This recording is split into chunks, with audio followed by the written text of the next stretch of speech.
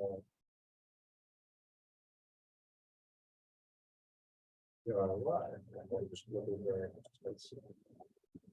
good evening.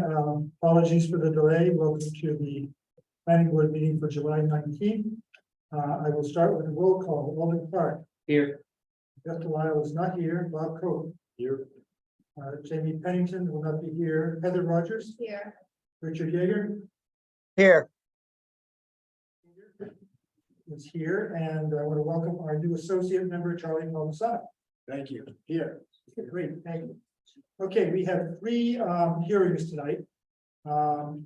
We have, the first one is for 149 High Street for the Bartlett Mall DOD special permit. The second is for 23 to 27 State Street, a special permit for nonconformities. And the third is for 70 to 80 State Street, a special permit for nonconformities and a special permit for use. And that is those are the three public hearings tonight. We'll begin with the first one for 149 High Street. I assume I'm coming over here. Yes. Correct? All right, is Mike Igo on the call? Yeah, let me just make sure he's moved over as a speed. I don't see him as of yet. He said he was in the waiting room. So we should try. Does he have them? Check. Okay. Because there should be a waiting room like this. And also, I apologize if anybody speaking tonight, they could use the microphones. I apologize if you, but you have to keep them very close to your mouth for them to work well. And that's partly because we're bridging better audio for our phone audience because we're still waiting for better equipment. So in the meantime, this helps to make sure that folks are remote, including our board members, can hear everybody. All right, do you see Mike on there? Oh, Great, great, thank you. thank you. All right, thanks everyone for your time tonight. Could you speak a little bit more? Sure. Thanks. All right, sorry, try. Thanks again for your time listening to us present this project tonight. Next is, I'm gonna try to keep this as brief as possible. I'll try and a bit of information. And start with an introduction and a project overview. We'll look at some alternatives and precedent images of other buildings we considered, and then leave some time for questions. My name is Kim Turner, I'm manager of special projects in the mayor's office. I have with me tonight Mike Igo, who is our water quality engineer. I'm going to give the presentation, but he is available to answer questions related to some of the pumping and the circulation system to why we need the pumps. Next slide, please. So just a very brief overview of the project that are Bartlett Mall in particular. Bartlett Mall is Newburyport's original town common. Throughout the 1600s and 1700s, it was used to water livestock. There was rope making and training for the Revolutionary War militia. In the 1800s, it was transformed into a park. And in 1805, the Superior Courthouse was built. It's at that time that an inlet for fresh water was cut off from the pond, and it became stagnant at that time. There's numerous historic newspaper articles that sort of point to the fact that the water became pretty smelly, and the city tried to do what it could at that time with the technology that was available to them to remedy the problem. And in 1891, a wealthy resident purchased a fountain that was installed in the middle of the pond. It lasted, I want to say, about 50 to 75 years, and then it sort of became debunked. The top of it eroded away. In the mid 1980s, a local resident started an initiative to restore the fountain. It was restored, but it was quickly deteriorated due to the lack of clean water. So there have been waves of trying to remedy the problem that Bartlett Mall brought on for really for centuries. Next slide, please. In the early 1900s, the city hired landscape architect Charles Elliott. He had four major goals, which he expressed to the city in terms of what he believed should happen at the park. The first was to create a protective granite edge around the pond. Second was to recirculate the water using the fountain. Third was to create really a simple palette of what the beauty of this park is, which would include a meticulously sloped lawn, water, and high branch trees that would really frame the beauty and simplicity of the mall. He requested that there be no flowering plants of any type in the park itself. And his fourth recommendation was to complete the northwest corner slope, which is right at the corner of Auburn and High. That sort of became kind of a rubble pile, if you will, that was never fully completed by the city. So the city really did embark on 2 out of 4 of these recommendations, but the protective granite edge and the completion of the northwest corner slope were never fully realized. Next slide, please. So what are we doing here? The project is, in simple terms, we hired an engineering team consisting of GEI and aqueous about 1.5 years ago, and they've been studying and doing a lot of testing at the pond to really understand the capacity of the problem and how to remedy it. We know the water is stagnant and unhealthy. The existing pond sediments have very high nutrient loads that are contributing to the harmful algal blooms that we're seeing there. And there's also other historic urban contaminants in the pond. The project, in very simple terms, entails dewatering, installing a liner, and this is important because this is going to separate out the water column from the existing impacted sediments so that that food source for algae will be cut off completely. We'll be installing a bedrock well to bring fresh water back to the pond and top it off on an as-needed basis. And we'll also be creating an outflow to keep the water at consistent levels, so we won't have that overflowing of the banks in the spring. And then the important part, which is why Mike Igo is here tonight, is we'll have a circulating, subsurface circulating water to keep the pond healthy. Next slide, please. So why are we specifically here tonight? So the Bartlett Mill lies within the DOD, and as part of our efforts in studying the pond and the solution to the problem on water quality, we need to construct a small pump house that can hold the wet well and the filtration and pump systems and to store and protect this equipment. The addition of any structure within the DOD, this is a very small structure, but any structure requires a special permit from the planning board. This is a necessary change from the original proposal that we had, which was to embed the pump house as a vault within the northwest slope, and I'll get into that in a moment. Next slide, please. So this is a very technical drawing that Mike Ido can speak to a little bit later if there are questions, but this is a detail from our construction set that really shows what that pump house is doing. It shows the wet well and it shows the equipment and pumping system needed. It also shows that that pipe is gravity fed, so having it above ground is very critical for the health and the functioning of the equipment. We can go back to this later if there's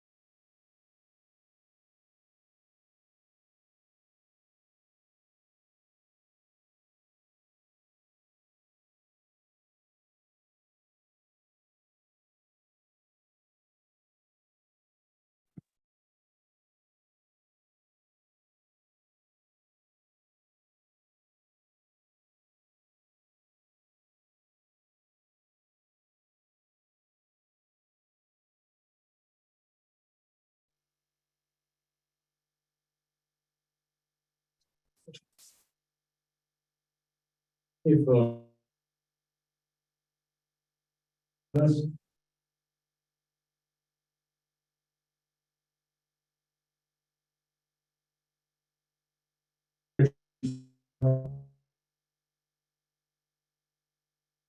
You're breaking up a lot.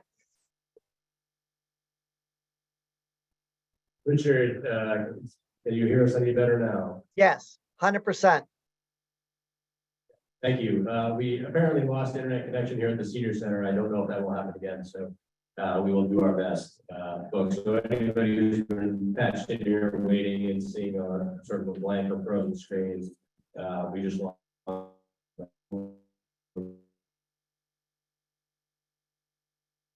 That's it. Okay, feel free to continue. Do you want to pull up the slideshow again? Sorry.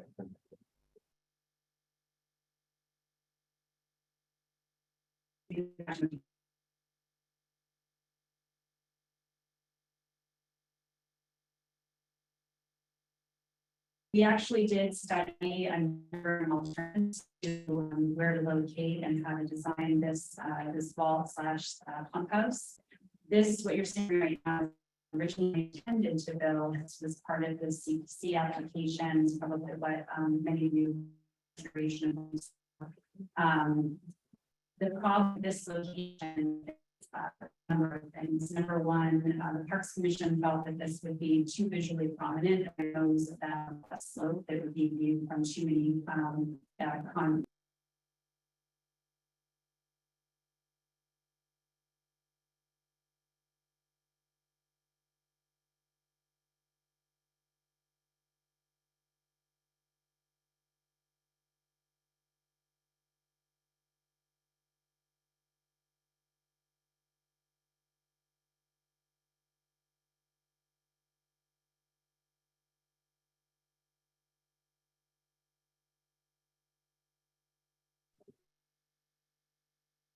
Richard, are you with us? Yep, been here. I was listening, but then you dropped. Okay, did you get just a frozen screen there and pause in the audio? Mhm. Okay, thank you. I heard most of it though.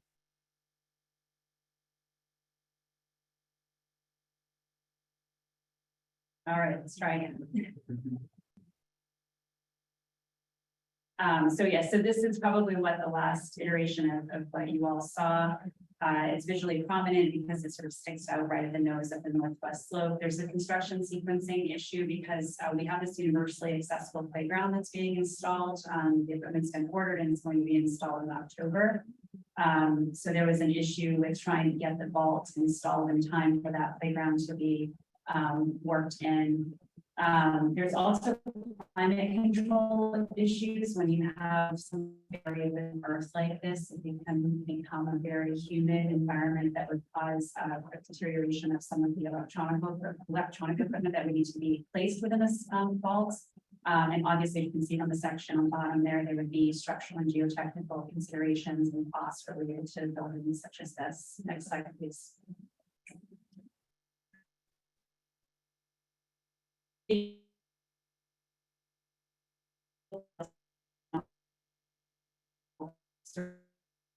Street,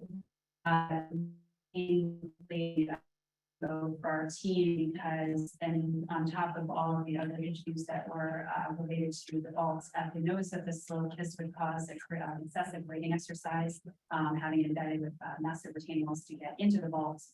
We'd also have to remove a large mature tree in the corner of that to the left of the granite stairway. And again, you know, geotechnical and structural costs for this would be excessive. There would also be an issue with licensing of contractors who would have to get into that facility due to engulfment. Next slide, please. It was suggested at the Historical Commission that we create an underground vault with a hatch. And that was something that we did consider, but this is problematic. I think if you recall from the detail that I showed you a few slides ago, it's really important that that pipe and filtration system be above the level of the water because it's gravity felt. Gravity fed, so this would definitely create an engulfment risk because we have pressurized pipes and pond water that would be above the level of the pit. We need permits required to get into a confined space and operate in an underground hatch such as this. And then, of course, there's the same issues with climate control and structural costs. The engineering team actually originally had proposed this pump house being at the opposite side of the pond, and that was something that we dismissed as the city dismissed immediately because we felt that having a pump house on the CVS side of the pond would be extremely visible. We thought that where we have located it along Auburn Street because of the grade change would be far less visible than the side of those. There is precedent for there being other structures on the pond, besides the rope walk that was there in the 1700s. There actually was a fireman's shed in the middle of the pond at one point. There was a fire suppression system that the city at one point, after the Great Fire, used Bartlett Mall, for fire suppression. And there are still existing underground pipes under the streets of Newburyport that lead to the pond. So there is precedent for there being structures at this park at one point in time. Of course, there was also the school on the corner of Auburn and Hyde at one point as well that was raised. Next. So we did look at other precedent for small structures within other parks, including parks that were designed during the time of Olmsted and Queen Elliott. These are some examples of other small structures that are placed within parks that are similar in scope.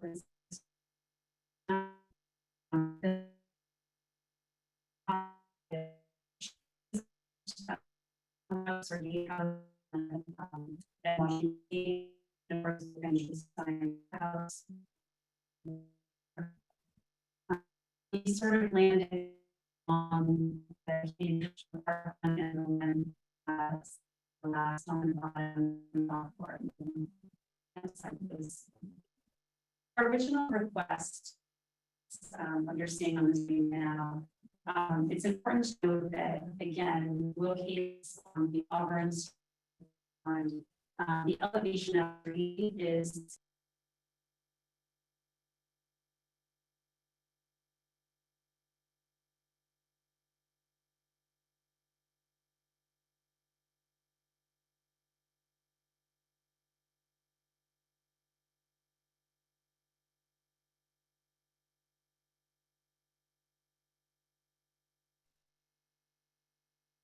Can you use your phone or did you? I did, but it did have the same, so I always wish we could and I have a Verizon branch. sure.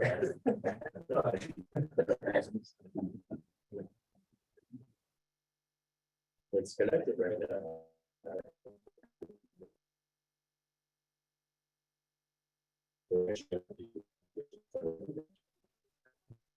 I don't know what he's trying to say. We are back.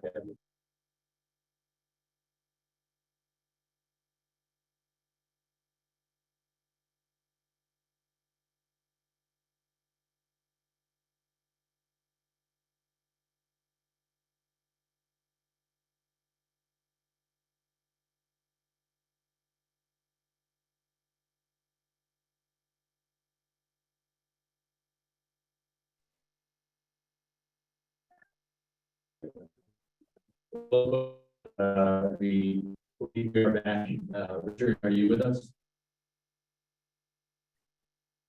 Yes, I am. Richard, we don't have a visual. Okay, great. We don't have a visual for you, but it sounds like we can hear you. Sorry, I can hear you guys just fine. Not normally, abnormally encounter this experience. I would ask if anybody in the room is using the internet right now, if you could hold on, that might be helpful. I don't know whether that's related to the bandwidth, but just to avoid any trouble.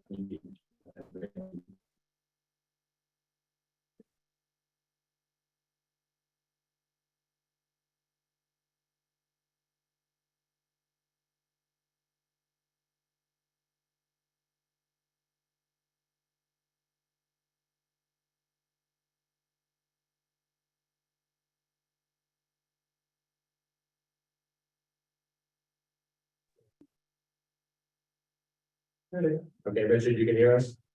Yep. Okay.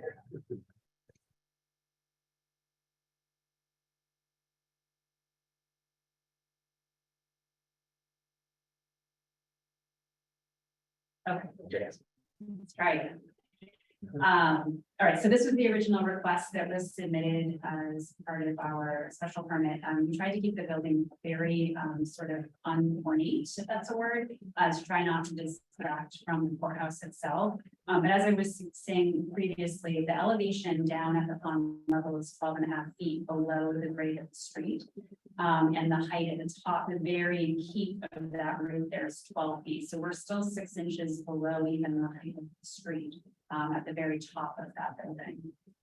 We had originally sort of drawn it up with brick with the option to make it wood clad if cost became an issue. We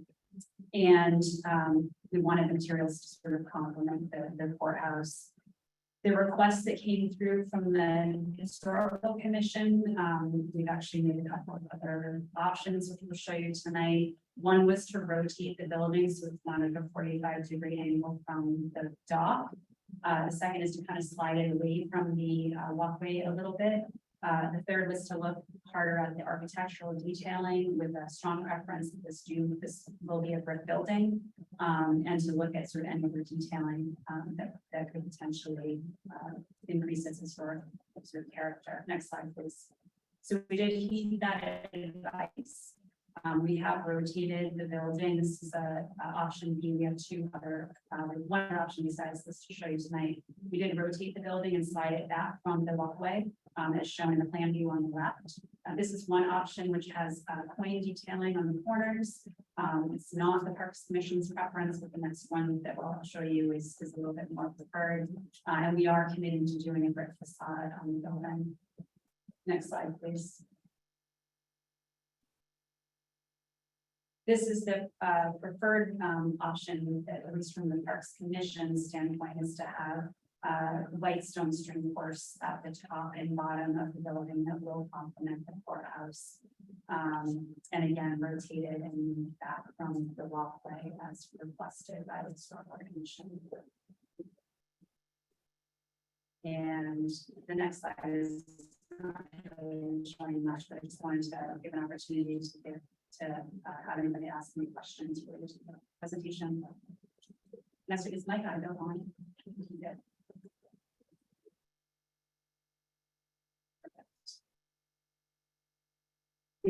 Board members, are there any questions for the applicant? I have one, if I may. What is the roof material suggested for option 3? Sure, we are proposing a slate-like roof. It may probably not be slate itself, but it would be slate-like. Thank you. Any other questions from board members? Yeah, just curious, as far as it shows the dock is right there by the pump house, is that, how is the dock to be used, and is it critical that it be there because that's over the pipe? It is critical, so thank you for asking that. I should have mentioned that before. If you remember actually, if you want to go back to the detail that shows the engineering detail. So again, the pipe is gravity fed, and that pipe is an intake pipe that is going to help with the recirculation of the pond. In order to protect that pipe, we are proposing putting the dock there. The Parks Commission has every intention to bring boating recreation activity as was once in the pond back to the Bartlett now, using flat bottom skips. So we would using a dock, and this sort of was the perfect opportunity to both create that recreational activity while also protecting that pipe. Okay, thank you. So you don't feel there's any conflict with the boats and the pipe underneath? No, definitely not. Will the pump run seasonally, or will it shut down for the winter? It will be shut down for the winter. We anticipate that it's probably going to be used primarily during spring, summer, and early fall. We'll probably shut it down well before winter sets in. couple of questions. Is there any noise concern related to the equipment? There will be soundproofing inside of the building. It's a pretty small horsepower motor, so it shouldn't give off too much noise. So what's the decibel level? You know, at the street, for example? I don't know if Mike can answer that. Mike, are you on the call? Yeah, I am. Can you guys hear me okay? Can you guys hear me? Yes, Sorry. Thank you. Decibel level's probably going to be, the loudest component is probably going to be the ozone generator that we're proposing. It's probably going to be in the, and it's a quiet model, so it's probably going to be in the 45 to 50 decibel range. That comes in its own container, but then we can also add insulation or soundproofing around that small box. It's a small box. It's probably like 4 feet by 2.5 feet by 2.5 feet high. It resides inside the building itself, the pump house building itself. So I think from the outside, you might hear a low hum when that's operating, but the intent is to have a system that's as quiet as it possibly can be. So the loudest device is probably the ozone generator because that has a small compressor on it, but that compressor as specified is in the 45 to 50 decibel range inside the building. It's inside the container itself, but the container's inside the building, and we can add further soundproofing around that specific to device to get that down further. What's the decibel level then? I mean, I think 45 to 50 decibels is not quiet at all. So I'm just curious as to what the target might be if you added additional sound. Well, I mean, as far as target, I mean, as far as 45 to 50 is, I think, and again, I'm not a sound expert, but 45 to 50 is, it's not whisper quiet. It's not a whisper for sure, but I believe it's in that normal talking range. It's certainly not yelling. So I think from that perspective, it's a design detail that as we're going to bid documents in the next couple of weeks here, I think that that's something that we can take a look at to try to minimize that. The ozone generator for us is an important device. I'm sorry. Go ahead, sorry. No, so the ozone generator is an important device for us because what it does is it provides an oxygen-rich water environment. That's something that the existing pond is sorely lacking, and that's what causes the harmful algal blooms. It doesn't allow us to suppress the phosphorus, the total phosphorus that's diffusing into the pond from the sediment below. So the ozone, anything that we can do to generate and to implement oxygen and to increase the dissolved oxygen in the water supply, that's going to allow us to have as clean a water supply as possible. So we view it as a necessary, but I mean, again, we're definitely open to making sure that we're trying to get that to be as low a decibel as possible. I'm not disagreeing with the need for that piece of equipment, but I'm asking because I would assume that if that manufacturer provides an acoustic jacket for that piece of equipment, that they would also provide information related to the decibel level that could be achieved. And I think that's important information for you to provide. That's fair, and I think that's something we'll research and get to. Yep. Any urban environment where there's exposed equipment, whether it's generators or other equipment, there are acoustical treatments that are available, and there's a clear understanding of what can be achieved with that. So I think that's information that you should be providing. One other question related to the exterior elevations.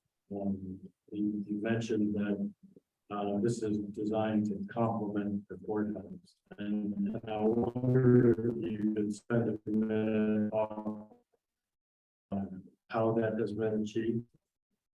Beyond the use of brick, for example, I mean, the courthouse is very different in its details of this building. This is also very different from a lot of the examples that we use, most of them wonderful little buildings. So I wonder if you could talk a little bit more about the level of detail and how that complements. Sure, I mean, I'm not an architect, I'm a landscape architect, so I'm not sure how much detail I can get into. So we had the expertise of Charles Griffin, who's on the commission, who helped design this building with us. And he had recommended these string courses again to try to mimic the lines that you see at the courthouse with the materials. And I'm sorry, I can't answer much more with the architectural detail than that. But I'm happy to get something back to you if that's useful, or if there's something specific that you're looking for. I guess my point is that given the importance of this site and given the prominence of this small building, I think it's really important to talk about those details. Is there something specific that you're looking for besides this, the materials and the string courses? I think my general is it's not at the level of detail of the courthouse. It doesn't seem similar in any way. I understand the stone band. I think there's a lot more three-dimensional detail at the courthouse. The roof is obviously a very different shape than this pyramid wood that is being proposed. So I don't see necessarily the connection between this and the courthouse if the intention is that they wouldn't forget it. Well, I don't think that the intention was to replicate the courthouse. No, I understand. I think it was to try to, sort of complement it with materials and not put too much detail. I mean, the original proposal was almost no detail because we didn't want to draw attention to this bunkhouse. And we felt like this was a sort of compromise between giving more of a nod to the courthouse versus having to be so white that it became a focal feature of the pond, which is not at all what the Parks Commission wanted. I think the challenge using contemporary materials and trying to relate to a historic building is really hard to get there. And you really need to pay attention to the finer grain of the details. And I'm not sure I see that yet in what's being proposed. So Is there some, would you prefer windows or recesses? I prefer a study of the courthouse and the details and how this might relate to some of those details, either directly or at least at a level of detail that's similar. So I don't see any information here that says here's what the courthouse details look like. This is why we are doing what we're doing. So my point of view, just looking at this as it's being presented, is there isn't nearly enough articulation in this building for it to stand next to the courthouse as a kind of complementary piece. That's my opinion. Okay. Just one suggestion with that would be potentially having a low arch on the doorway that would match the windows of the first floor of the courthouse. If that was the matter.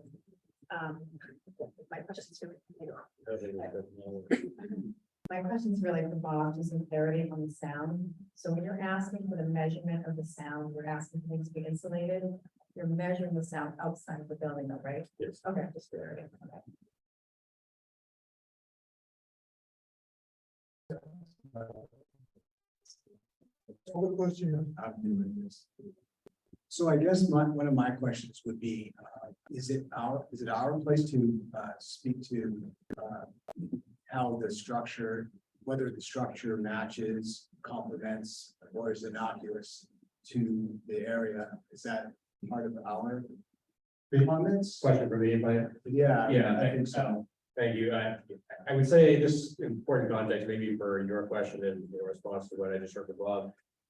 When I appreciate where Bob is coming from, I do think that the board definitely has a responsibility here to look at the context and to make sure that something is compatible here. That's where we get, into the finer grain there, and interpreting compatible is where we get into some debate. I do think irrespective of the particulars, it would be very helpful in the context of this application, the applicant, and any future project like this in the DOT, to provide a specificity, while it is the applicant's responsibility to present something that conforms with the ordinance and the guidelines that are expected there. By reference, I do think it's important to be able to point to specifics that would be appropriate for inclusion, which is back to the question that Kim had asked, because otherwise we could have potentially a circular debate as to what is going to be acceptable, what will be compatible enough. So, for instance, and I have no, I'll defer to the board here. But if there's, for instance, if the suggestion is more detailed here, isn't the suggestion that, we're on the line, that we're using some of the, pattern and the detail in there? Is it window, is it the van, I just think to facilitate the timely and clear everybody involved, and this is back to your question. I would suggest trying to provide both back and forth as much specificity as possible, as opposed to just sort of generically the idea of a study between the comparable buildings or surrounding buildings, because I do think that's important. That's exactly what the ordinance is intended for. But for the board to not be able to specify something a little bit more clear what the direction should be in, that makes it hard for any applicant, regardless of who it is, whether it's a city or a private, entity of any type, to know what will eventually be acceptable to the board. Thank you. So then one of my other questions would be you spoke to the orientation of the building, and my question would be, how did you go about choosing that orientation? And is that the most practical in terms of, the piping and things of that nature? It's certainly a straight shot for the pipe under the dock to the house is necessary. So I think the original, you're talking about when it's original spun 45 degrees. I think it was more to respond to that curve in the walkway, so that it was facing both. I rather personally like this orientation better. So I think I would prefer that we keep it like this. But from a logistical standpoint with the piping, either one work. I would just offer, and again, I don't refer to the board here, of course, from the office perspective, the office of planning and development provided feedback to Kim as we were talking about the design of the project, that we felt that the orientation here is comparable to the one where it was. Like, can I put my thing? Sorry. I guess my questions are more in terms of process and where we are. So as I understand it, the city council has to vote on this plan before we have funding to actually do any construction. And so I'm just thinking about our timeline fitting in with everything else. My first question is, when do you think that's going to end? And are we making a mistake by taking action if the city council might not approve this plan because the previous plan they saw was devolved? That was the first question. The second question is has to do with the Historic Commission, which has requested a review of the final design as part of this. And so I guess my question would be, how do you see coming back, thinking about both of those things? What do you see about timing with respect to our future meetings? So the city council, I will say this project is at risk. It's possible that the city council won't approve the release of the bond for this. So we are really hoping to have our permitting in order before we go before city council. They are now, we are planning to go to bid on August 1st. The reason being, we want the bids back in time for the second city council meeting, which is the second meeting in August, which I believe is the 28th, but don't quote me on that. So ideally, we would send this out to bid on August 1st with as much information about what it is that you're looking for this building as possible. And I would hope that you would give some deference to the cost implications. This is not a residential project. This is a city project that's being paid from the city money, city dollar, resident taxpayer dollars. So we do have to be somewhat, cautious of that in some regard. We certainly are committed to doing brick and, materials that are higher quality than wood or something, but obviously the more detailing we put on this, the more expensive it's going to become. So I'm not really sure I have a good answer for that because we've talked about coming back with some revisions to architecture and some answers on the sound. And we need to, we want to, I think, I haven't even opened up to public comment yet, but this is just from what I've heard from the board members. When is our next meeting? We would have a meeting on the,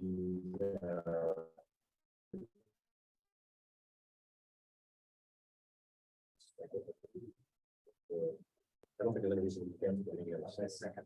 I think it's second. So so if you're trying to go out to bid on the first, and you won't have city council approval for the plans at that point, Right. and we don't have, the soonest you'd be able to come back with answers to the questions is the second. Just respond to that, I guess respond to that. Yeah, we would have to issue an addendum to the bidders. We could put this out to bid August 1st. This is a smaller part of the grand project, so we could put the rest of the documents out to bid and add, an addendum with additional detail on how it's. And you're able to go out to bid before the city council. They requested, so they want to see that the bids are going to come in within the bond that was already approved. And so that's the purpose of doing the bid prior to the vote of city council, so that we show them that we have bids that are going to fall within our budget. And how does this stand with the conservation commission? They approved it last night. Yeah, so we had approval from NEPA, DEP, Conservation Commission, Parks Commission.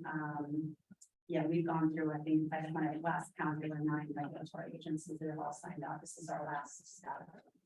Next to us. Next to last. Okay. Are there any other questions from board members before I open the public hearing?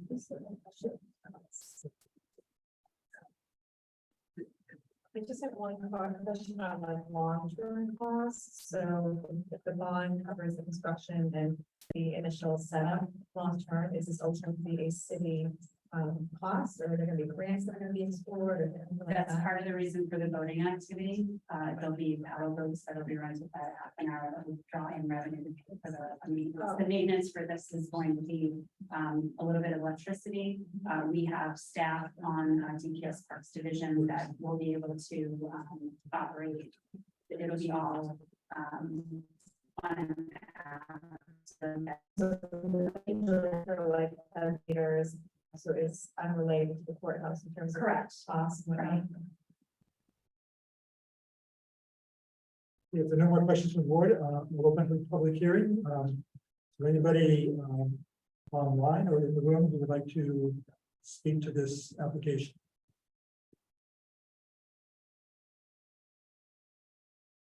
Yes, please come forward.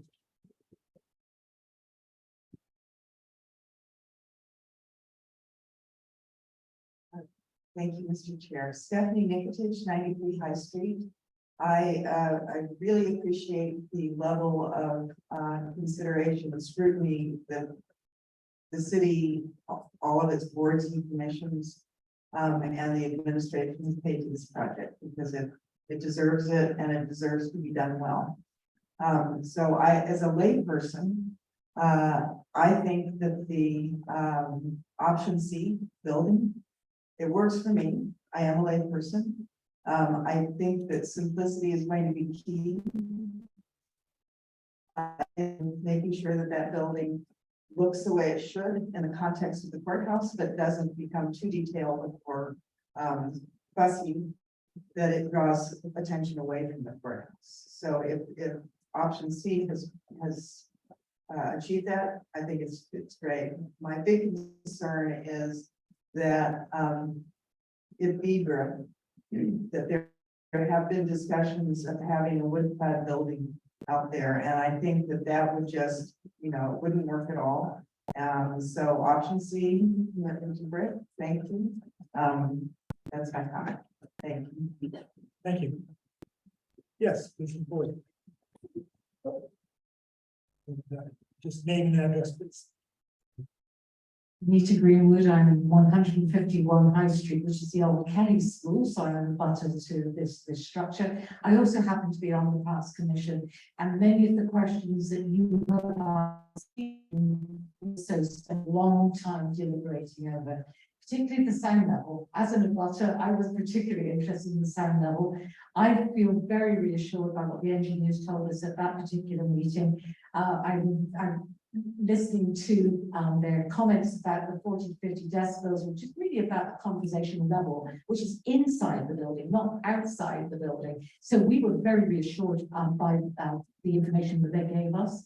Similarly, just as Stephanie just remarked, option C, while we can't replicate, and nobody's asking us to replicate what the courthouse looks like, for a wood structure, we said, no, that's not going to cut it. We want something which does at least mimic the brickwork that's on there, and of course be cost effective. So I really, the Parks Commission and myself as a debater feel very happy with option C as it was presented to us. Thank you. And this is Mike Igo. Sorry if I could interject one more thing on the decibel level. That comment is absolutely correct, and I think we reiterated that that the decibel level is inside the container, which is inside the building itself. And the one thing to remember too is that there will be white noise from the fountain being restored as the fountain spray hits back on the water.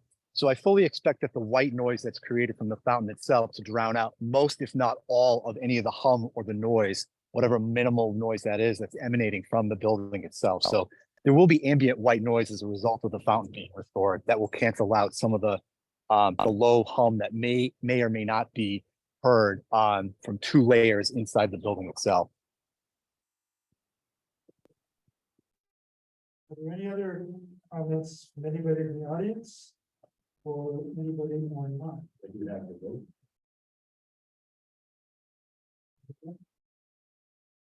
Glenn Richard. Hi, you hear me okay? Yes, thank you. Okay, Glenn Richards, 6 Kent Street, and I think you know I'm also chair of the Historic Commission. So I'll just make one brief comment on the report as you know, as far as like from the commission, but then I just have comments just on my own. So I'll tell you when I switch gears there. Anyway, the only thing I wanted to say about the report is just by way of context. We felt we should follow the ordinance, which is pretty clear as to what our mission is, and that's to provide the planning board with historical information so that they fully understand the context and what it is they're dealing with in terms of, in this case, it's not so much a structure as a landscape. And so and that was pretty strong feeling across the board. So that's what we did.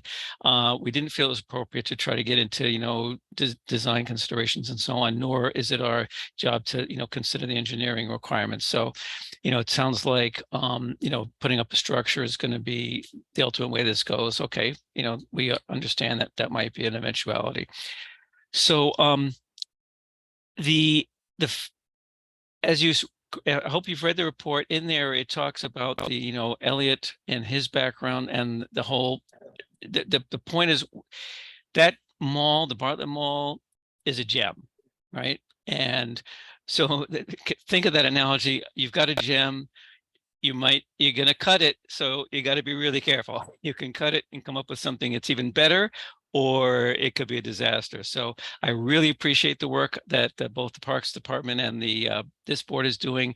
Obviously you listened to the Historical Commission. I think some of the changes you've suggested as far as orientation and so forth are good. So I'm now switching to my own personal opinions here. So I thought those were positive changes. And I thought Stephanie put it well.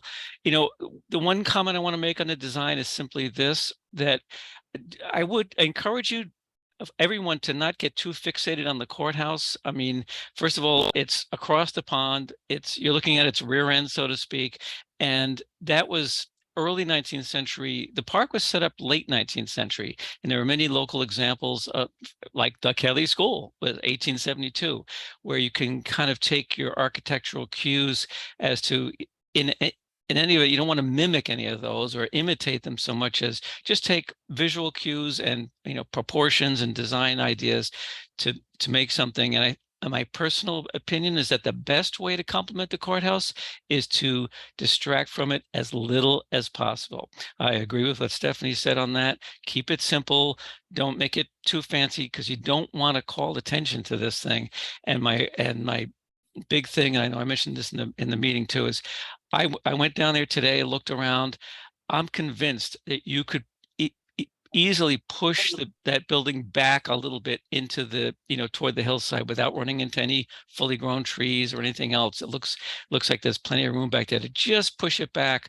That would really take it away from the edge of the pond and really help a lot. Sorry if I went over. Thanks very much. Thank you. Thank you. Joe Morgan. Yes, can you hear me? Thank you.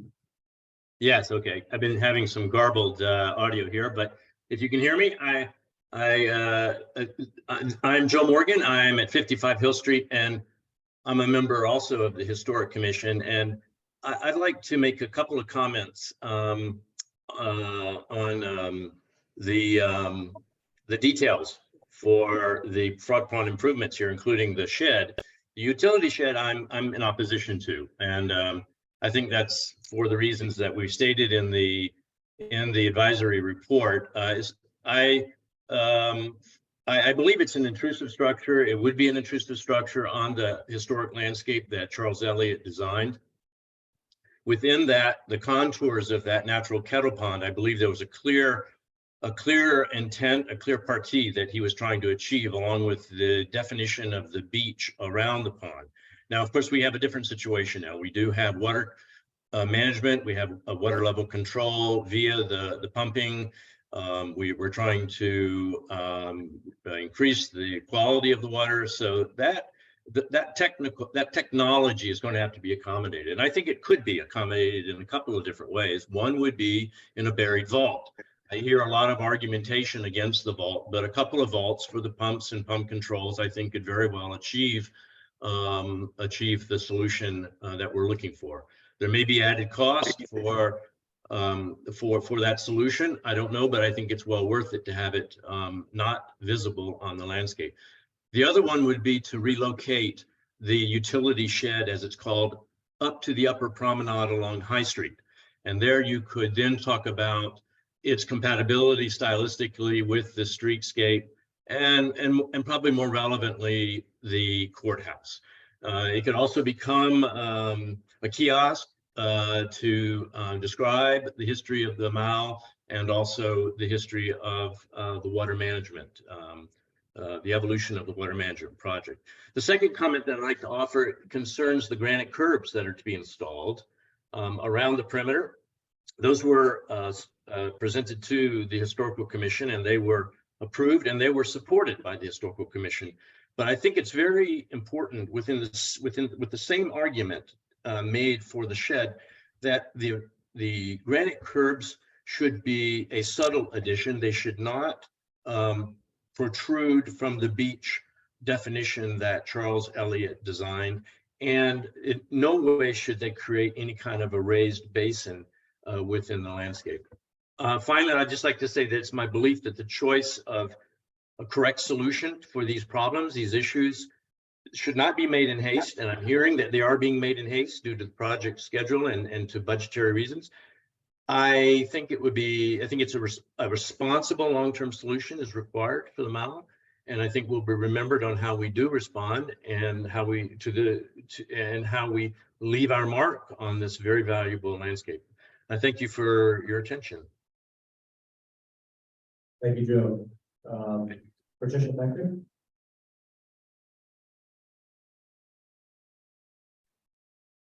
Hi, Patricia Pecknick for Dove Street. given that the planning board is required to adhere to the Secretary of the Interior standards and the guidelines of the National Park Service bulletins in its review and in its decision, I'd like to point out just a couple of things in those documents. So the Secretary of the Interior standards for the treatment of historic landscapes emphasizes that any new construction within the boundaries of an historic landscape must respect the formal arrangement of existing historic buildings on the site. So the mall was designed to be a refined landscape of civic buildings and a promenade, and we see a very dramatic relationship, a very intentional, dramatic relationship between all of the existing buildings, the courthouse and the jail, and as Mr. Richards mentioned, the Kelly School. I agree with Mr. Morgan that a concealed vault would not intrude into this setting, but that a utility shed at the edge of the pond will. I heard a member of the board question the aesthetic coherence between the courthouse and the design of the proposed shed. And I agree with those concerns. And I'll add that the National Park Service bulletin titled "The Treatment of Cultural Landscapes" says that the architectural features of any new structure must be compatible with historic buildings on the site. Now, your audio went out quite often, including when photos were being shown of structures in Acadia National Park and Rockport, Maine, and I'm unclear what was being said about those structures, but most of them were very attractive and would suit the site. Standard 9 of the Secretary of the Interior Standards for Rehabilitation requires design and materials compatibility on this site. Again, doesn't suggest, but requires, and I would urge you to send the final plans back to the Historical Commission for their review. And finally, I do appreciate that the pump is absolutely necessary to preserve and restore a key element of this historic landscape, which is the pond. But the preservation and restoration work mustn't be undertaken in a way that compromises the integrity of the whole landscape holistically. So I agree again with Mr. Morgan that a visually prominent vault is preferable to a visually prominent utility shed right there at the edge of the pond. And as a resident of the city who has seen private property owners in the DOD held to the standards and the National Park Service guidelines, despite high structural costs or construction sequencing, I truly hope the city will hold itself to those same standards in its own projects. Thank you. Thank you. Let's see another hand. If there's nobody else who wishes to be heard at this point, I will close the public comment period for this and bring it back to the board. Any discussion about how you would like to proceed?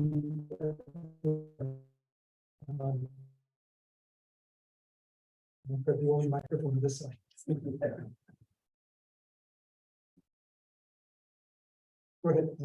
Yeah, just a few comments, and then as far as my opinion, I do think the orientation of the building is preferable as what the occupancy. I like the idea of it complementing the courthouse. I think it should remain fairly simple to not just be so obvious, but I think a few nods to complement the courthouse is appropriate. Thank you. This one observation relative to the presentation and some of the comments that have been made. When you showed precedent exam, those are all wonderful landscape elements and follies in terms of their architecture, and certainly not meant to disappear. They all held up as unique structures in the landscape. They were detailed at a level equivalent to other buildings in the surrounding area. So I thought the examples that you provided were terrific. but then I heard, let's not call attention to this thing at the edge of the pond. And I think that's very contrary to the kind of examples that you showed.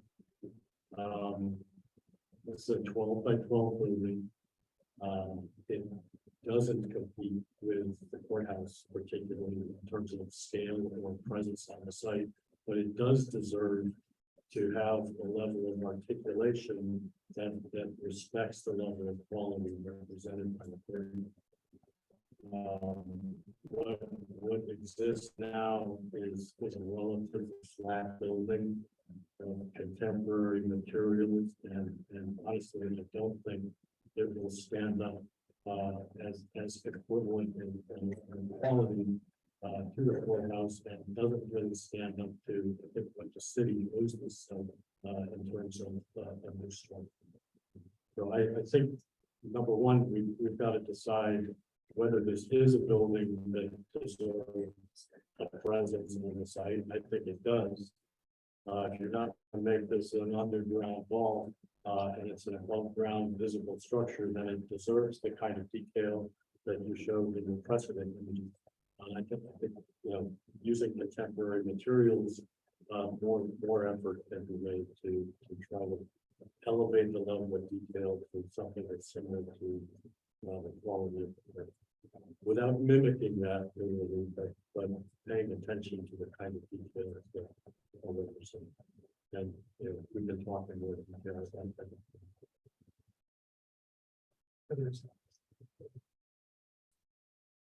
I was gonna say something similar to Bob, that I do like this brick structure, and I do see that you tried to add some details, but I do think a few more details from the courthouse would actually make this look more pleasing, and it would look more intentional. I really like the examples that you showed, and I think that those have more detailing. In regards to this being the location it's in, I think that the public is forgiving of these types of things when they understand how necessary it is to the overall pond and the health and the safety of people who want to enjoy this pond. So I don't think being underground is necessary, and I can hear that I feel like more problems would arise by trying to hide this underground. I think keeping it accessible and just having it tasteful, I think is going to be its best look and functionality for what we're trying to achieve here.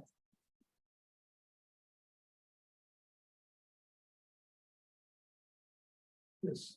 Oh, Richard. So I just had one observation to offer, that with the option B, the vault option, concern would be for actually it being much more conspicuous, because one would presume the, or is it B? No, which was the vault option? It was earlier. It was cut into the hill. Yeah, you would keep going. There's one more before that. Yeah, that one and one before it. There we go. It's going to be much more conspicuous because you're going to need a fence around it, so that from a safety standpoint on all three sides. And I would think that the spirit of a pump house is quite in keeping with these ponds and part of a necessary utility to it. It's also a teachable moment as well. And I think the detailing of what's been proposed is in accord with what the pond would dictate, and also in reference to the courthouse. So I think the other observations made by the other planning board members are in keeping with the spirit of what the pump house would do. The vault would also be prohibitively expensive, and from a maintenance standpoint might be even more problematic given the amount of retaining that it would have to adhere to. Thank you. So I think we really have two options before us now. We need a motion, and the motion could be to grant approval of a special permit, in which case we would need to conditions at this point, or to continue to the August 2nd meeting and ask the applicant to come back to respond to some of the questions about design refinements, noise. I'm not sure there's anything else that's on the list at this point, but, I guess citing is another issue, whether it can be moved back. So, I'm open to a motion.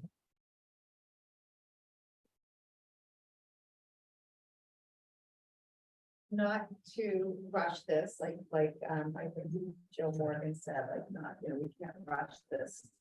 Just because they are sort of under the gun, but just for clarity, if we did put it onto the August 2nd meeting, just what does that do to their city council? Do they still go for the city council meeting with a clause that they're also coming back to us the following evening? If they're going to. So my understanding is that the city council meeting is after the 2nd. Oh, no, it's before, it's the 28th, I thought. Of August. Oh, of August. August. Yes. So it's just your. It's a matter of putting, we're planning to put this out to bid August 1st, so that we have ample time to publish it, to get bids back in time for the city council meeting. But some of these requests, I think to her point, chief, they could be addendums to her bids, because we're not asking for like relocation and completely different materials, we're just fine tuning. If we went that Yeah, route. yeah, and I think, it's the city council meeting is both to approve the plan and to approve the fund. Right, it's not just. It's one and the same. It was a condition on what they approved the final plan, so it's the same thing. So they would need to see the results of our work. But then circling back on August 2nd. Sorry, yeah. Would not have, if they came back on August 2nd, it really wouldn't affect their opportunity to start with this, because what we would be asking for is not major. And it could be an addendum that they could then issue out to those bids, if that was what we wanted. Right? Okay.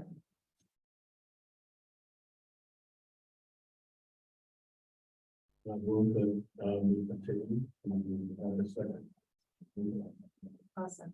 Give a second. So in a roll call, Alden, Yes. Paul, Yes. Heather, Yes. Richard, Yes, I will vote yes. And although this is not a. What should we do about this? I'm trying to- I'm not sure what we should do about Charlie. This is not the special permit.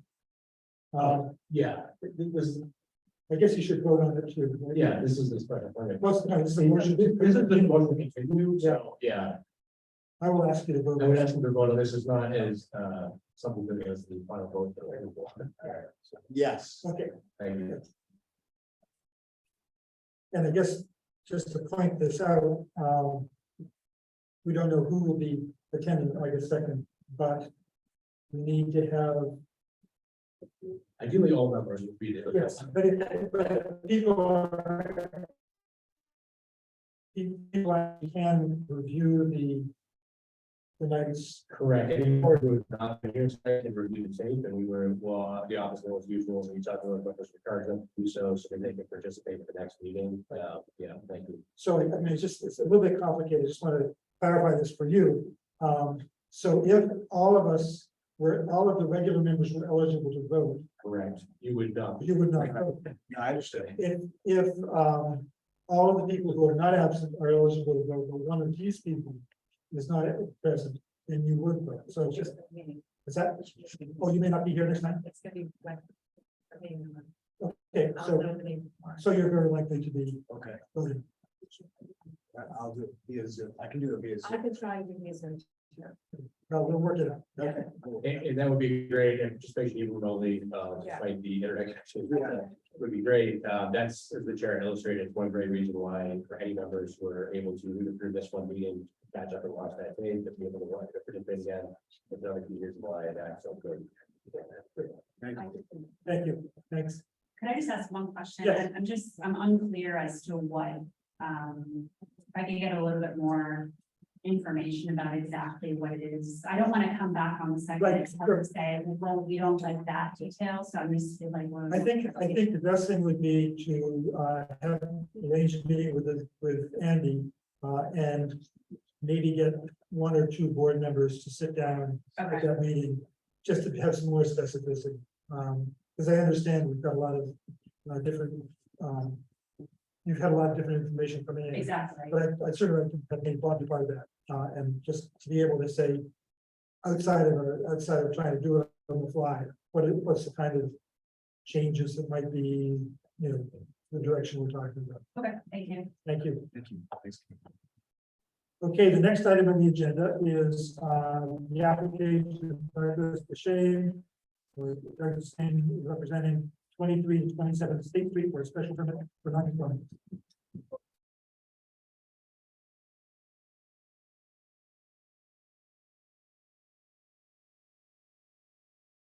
Chairman, members of the board, good evening. For the record, Douglas Deshane. I do have a presentation.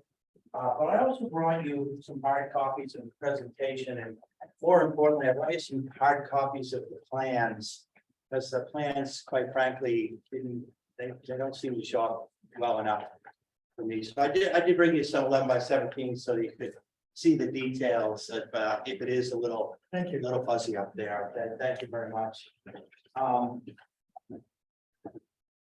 If I could go to the next slide, please. Oh, no, introduction maybe. Again, Douglas Deshane with Finner and Nicholson, representing the applicant owner, Scott Hope, who is here with me this evening, along with his wife, Christina, and Eileen Graff was our architect, who provided the floor plan for us this evening, so I wanted to let you know that. If I could go to the next slide, please. So as I assume was stated in the reading of the meeting, we are seeking a special permit for non-conformities to allow for the conversion of 2 existing office units within the building at 2327 State Street to 2 residential units. With respect to the existing conditions, the existing 3-story commercial property and the lot itself are located in the Business 2 district, zoning district, and in the downtown overlay district. Both the lot and the building are pre-existing non-conforming. The lot is non-conforming as to the lot area and is non-conforming as to frontage, but does appear to be conforming in all other aspects. Currently, the building is a mixed-use building with a restaurant located on the 1st floor and office spaces on the 2nd and 3rd floor above. The residential units I will mention are an allowed component as by the zoning administrator. The current use as a mixed-use building is actually a pre-existing non-conforming use because it's been in existence since prior to when you needed a special permit for a mixed-use building. So technically, it's an allowed use by special permit, but because this building has existed as a mixed-use building before that requirement, it's considered pre-existing non-conforming, which is why we are here for the special permit. Otherwise, it would have just been a change of one allowed use to another. Also, the existing office units, the 2 that we're talking about, are pre-existing non-conforming as to parking requirements. Under the parking bylaws, zoning ordinances, excuse me, those offices are required to have 5 total parking spaces. However, there are none. I don't know if there are any dedicated parking spaces for any of that building. In fact, I know there are not. However, the proposed change of use to the residential use actually requires less parking. So I guess in a way, we're reducing the non-conformity as to parking. So Jennifer did determine that there was no need to provide additional parking as we are pre-existing and actually reducing the non-conformity. The next slide, please. Thank you. This is just the zoning matrix to show you that, with respect to lot size, frontage, and again, parking, we are currently existing as pre-existing non-conforming, and it just shows you that. If we could go to the next plan, and this is, again, I feel this was a little hard to read, so I gave you a hard copy so you could see it more clearly. This is actually the site plan, if you will, for the condominium, when it was made into a condominium, this was the site plan that was done. This is a recorded plan at the Registry of Deeds. And as you can see, with the exception of the area to the top of the picture where those stairways shown, and there's a couple building or structures labeled as freezers. That is the only portion of the lot that is not covered by building. Everything else from that stairway, if you will, forward is the building itself. It goes lot line to lot line, street line to there. We do have a 20-foot rear yard setback. That's in the location of those freezer buildings that are associated with the restaurant. But as you know, in that downtown district, there is no lot coverage requirements or a setback requirements. So other than the size itself and the frontage, we do meet zoning with respect to setbacks. So next slide, please. Thank you so much. The project summary is hoping to change the use of his third floor condominium spaces, which are currently 2 office spaces, and he wants to convert those to 2 residential dwellings. Each dwelling will have 1 bedroom. That's where we get our 4 parking space requirement, is 2 per bedroom. Again, residential use is allowed in a mixed-use building. So, however, as I said previously, because the current use is considered pre-existing non-conforming, we were directed by the zoning administrator to seek a special permit under section 9B2B for this change of use. The next slide is actually the floor plans done by Aileen Graff for us, and what they show you on the left side, and I did give you a thing. You can see on the left side, we have 2 existing office units. One does have a small kitchen area and a bathroom. The other is pretty much a larger office space with a hall and a small water closet there in the back. And then on the right side of the plan, you can see what we're proposing to do. And that is to essentially convert the office space on the left-hand unit to a living, sleeping area. So it will, in some senses, be like a studio style, but we are considering it a 1-bedroom.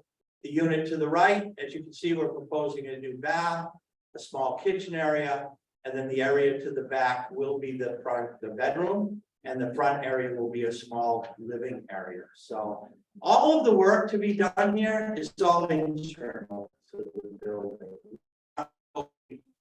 Any exterior changes whatsoever, which is why we're not before you under the DOD regulations. This is all internal, will have 0 impact on the appearance of the building or any changes at all. There'll be no changes at all to any of the exterior stairways and area. So everything will be done within the building. Slide, please. Thank you very much. So we are seeking a special permit for non-conformity. So I certainly feel I have to go through the criteria with you. As I said, the existing use is 2 office suites within a mixed-use building. We're proposing to convert them to 2 residential units, 1 bedroom each within that same building. Presently, a special permit is required for a mixed-use building. However, the use of 2327 Straight Street as a mixed-use building predates that requirement, and so it is considered pre-existing non-conforming as to that requirement. The proposed change in use will not change or intensify the existing non-conformities in any way. And in fact, we are not proposing to create any new conformities. I would suggest, if anything, with the reduction in the parking requirement, we are slightly improving the non-conformity, if that's a way to look at it. But technically, we're just not affecting or creating any new non-conformities. And then lastly, in identifying the facts that I've relied upon to support this permit, the applicant is proposing to change a use which isn't allowed use in a mixed-use building to a different use which is also allowed in a mixed-use building. The proposed residential use can be deemed to actually be less intensive than an office use, and as I said, requires less parking. Therefore, the proposed change in use will likely be less detrimental overall, and certainly not more detrimental. And quite honestly, this change in use will provide, some much needed residential opportunities in our downtown district, which we know are so important. And certainly not about character with our surrounding buildings, right? A lot of them are businesses on the bottom and residential on the top. So I think we are truly keeping in character with the neighborhood, and again, we'll have no detrimental impacts. So in summary, the current use is a mixed-use building. My client is hoping to convert those 2 offices into residential uses, which are allowed in a mixed-use building. We do require a special permit from this board. The proposed change will not result in any changes to the exterior of the building. All work will be done internal to the existing units. Proposed use, residential, is less intrusive and requires less parking than the current use. So the proposed change in use will not change or intensify any of the existing nonconformities or create any new ones. And lastly, the proposed use will not be significantly more detrimental to the surrounding area. So with that, thank you for listening. I'm happy to answer any questions you might have, and here as well if there's a question that I can't answer, although I doubt that. Lastly, and I do apologize, but we did get a notice from the DPW with respect to street trees and sidewalks. And although I do not believe there was call for any additional street trees in that area, if you're familiar with it, there's really not room for trees. There was an indication that there may be a requirement or an opportunity for my client to participate in some repair work, and we obviously are amenable to that. It only helps our building and our residents. So with that, I'm happy to answer any questions. Thank you for the complete presentation. Board members have any questions? Good minor. Gotta reach it down there, right? Thank you, Don. This is probably an obvious question and answer.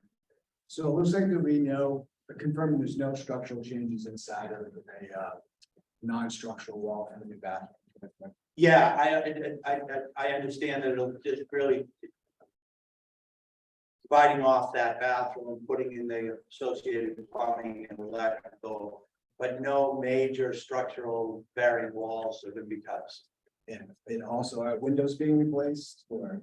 I don't believe we are proposing at this time to change any windows at all. Again, no exterior impacts. If that ever comes to play, we'll be dealing with the DOT regulations, but now this will be unseen from any. Thank you.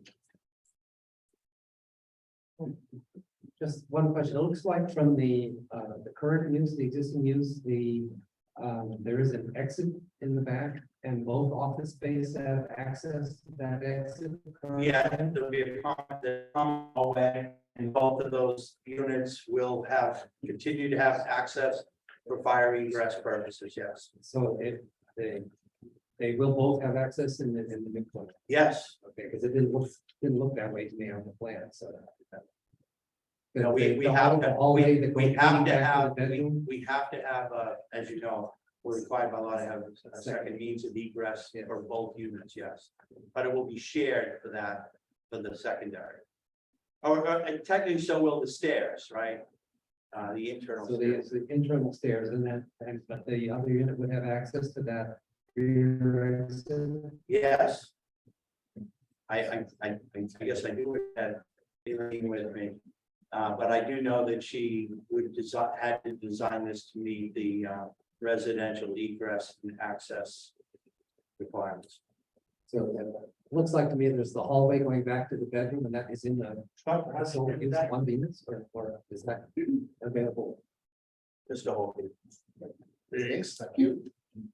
So the current third floor egress that both units have through the hallway there will then be internal to the unit on right side of the plan. But when the architect reviewed this, that was to the egress requirements. There's a second form of egress at the front of the building that they'll hold that.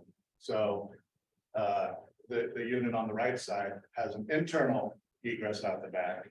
And the unit on the left-hand side can go out down a half a flight of stairs out the back or out the front of the building.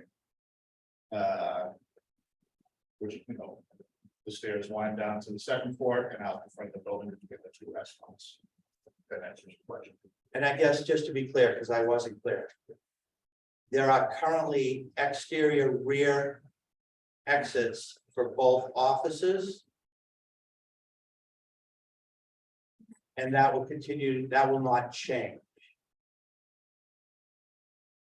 Does that make sense? So there's actually two rear exits, one at the third floor and one at the second floor. I only see one indicator on the plan. So if I understand it, what you're saying is that the unit on the left has two exits. One is half a flight of stairs down. Out the back. So it's between the second and third floors, and the other is going all the way down. And because it's only half a flight down, it meets the separation requirements for two exits. It doesn't show, you have to look at the, you know, this plan to see and look at the second floor units. It is confusing. It does appear, if you just look at it only for the third floor, it does look like it's all contained in the second unit. Yeah, it wasn't clear. Thank you. I'm sorry. Okay, any other questions? And just so everybody's clear on this, the only reason we're looking at this rather than the zoning board is that it's in the DOD. Normally, for an application like this, the zoning board will look at it, but we are the special grant authority in the DOD. Okay, I will open up with any comments or questions from members of the public about this application. There's one on this one. Antoinette, would you like to address the board? Hi, my name is Antoinette Giuliano. I'm the owner of 27 State Street. I first want to say that I fully support the project of 23 State Street being converted to residential. I think that would be good for the building in general. And Attorney DeShane has been wonderful in sending me information about the project. I just had a clarification. And I wanted to give you a little bit of history. So this building became condos about a year and 3 months ago. And the entity that conveyed my unit to me is called 23-27 State Street LLC. And so my company now owns 27 State Street. So the work being proposed here is actually for 23 State Street, despite the fact that there's 23-27 State Street. So I just wanted clarification that this does not affect the zoning for my condo. And it won't disrupt my tenant in any way.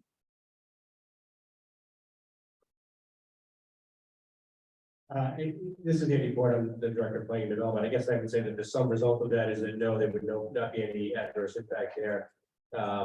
I think I understand and you're concerned about the address reference. I think that might be in part because applicants are typically referenced when the address is shown in the city databases, including the assessor's database. So I think your point is well made. Here, I don't think it'll have any substantive impact for the the concern that you raised here. But I think reason in part why the address, and I'll defer to the attorney here, but part of the reason why the address might be referenced that way in this application is just to conform to the way that the assessor's maps are assigning addresses, and those are unfortunately sometimes lagging behind when there's an update in some of those assignments. So it might be just because of that. So just for clarification, and I'll ask you, is this a lot that is 23-27 State, and we're talking about the condominium units on the 23 portion of it? Yes, correct. Okay, so we have to, because we have to reference the lot. We Correct. have to reference Right, but it'd be good, I think, in We could have the written decision to make that. in a written decision, say it only applies to 23rd. Yes, Okay, yes. Thank you. thank you. Are there any other questions or comments about this? If not, I will close the public hearing, public comments, and I would look for a motion from the board of this special permit application. I'll move to approve the special permit. Thank you. All second. Another seconds, okay, I will call the roll. Alden, Yes. Bob, Yeah. Heather, Yes. Richard, Yes, I vote yes, and Charlie. Yes. Thank you. I appreciate your time. Thank you for the detailed presentation. Very helpful. Welcome. I'm sorry for the confusion on the exit. Thank you. Okay.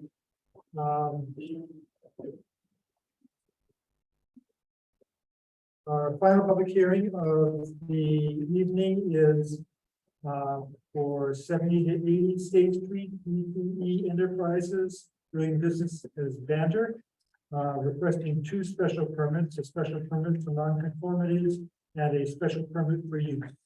Rick, before we start. Yeah. Okay. Oh, yes, thank you. Charles Palmisano, I will have to recuse myself from voting on this matter as there may be a potential conflict. Thank you. Thank you, Mr. Chair. For the record, Lisa Mead, Retail and Cost 30 Green Street, Newburyport. And with me this evening is Eric Ramo, who is the owner of Banter. Eric's right here. And we're here for two permits, a special permit for nonconformities, which I'll talk about in a minute, and a special permit for use. And again, as with the last petition, even though we're not doing any external changes, this is in the DOD and pursuant to the ordinance. The planning board is the special permit granting authority for all projects in the DOD.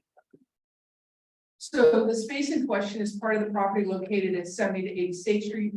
For those of you who may know, that's fondly referred to as the O'Brien Building. And this is a storefront on the first floor of the O'Brien Building. This storefront includes 1,595 square feet of area.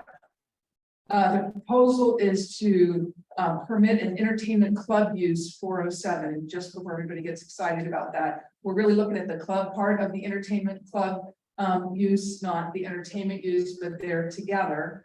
And it allows for membership events essentially in your facility. And it also then allows for the applicant to go to the licensing commission as well. So we'll talk about that as we go through here, but I did want to make that clear up front that we're really more focused on the club use, but the name of the use in the ordinance is entertainment club. There is going to be, the other reason we're here for the special permit for nonconformities is we are making an alteration on the interior of the building, which a small alteration, which we'll talk about in a minute. So the current use on the existing floor are all retail uses and retail trade uses. The upper floors contain professional and social service uses, all of which are permitted by right. Both the first floor uses and the upper floor uses are all permitted by right. However, because the different uses are on different levels due to a change a few years ago in the definition of mixed use, the city classifies the entire building as a mixed use building. The entire parcel itself is 15,537 square feet of area and is located in the B2 zoning district and has 107 feet of frontage on State Street. And therefore it is a conforming lot all around. It meets all of the setback requirements, which are complete coverage line to line, as well as it has non-conforming parking that's located in the rear of the building. The property itself is actually made up of two parcels, and a significant portion of the second parcel, which we'll show in a minute, is located in the rear of the building, and there is parking in the rear of the building. The building itself was built in 1870. The newer portion of the building is built around 1960. The structure itself includes 26,286 square feet of area. The rear of the structure on the second parcel, as I indicated, includes parking. You can go to the next slide, please. So as I said, in the minimum size of the lot in the B2 is 5,000 square feet. 16 feet in front and comply with that and all other dimensional requirements. So the proposal is to add the entertainment club use to this first floor storefront. It requires a special permit from this board. As I said before, there will be no alterations to the exterior of the building except for the interior alterations.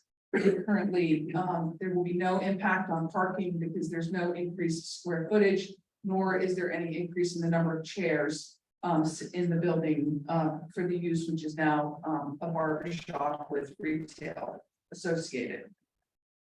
To be clear, just so you know, the definition of entertainment club under the ordinance is an enclosed facility for entertainment, which includes a membership club or lodge or video or arcade games.